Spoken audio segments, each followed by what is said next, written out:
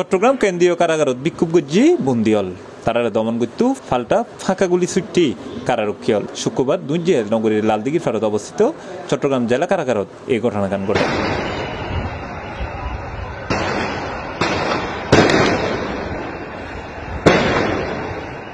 জানা গিয়ে জুমার নামাজের পর বেলা ফোনে 2টার দিকে কারাগারের ভেতরে তাহা বন্দি হলে বিক্ষোভ শুরু করলে পাগলা ঘন্টা বাজানো হয়। এরপর গুলাগুলি শুরু হয়, আর এই গুলাগুলির শব্দে আতঙ্কিত হয়ে পড়ে আশেপাশের এলাকার মানুষজন।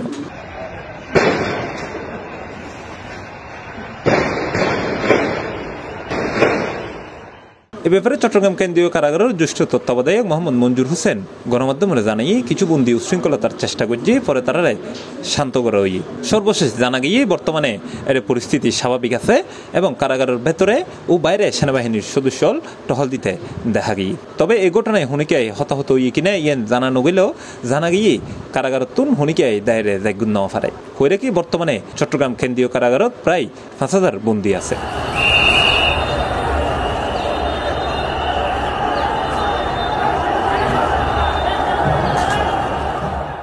C+ TV, Chittagong.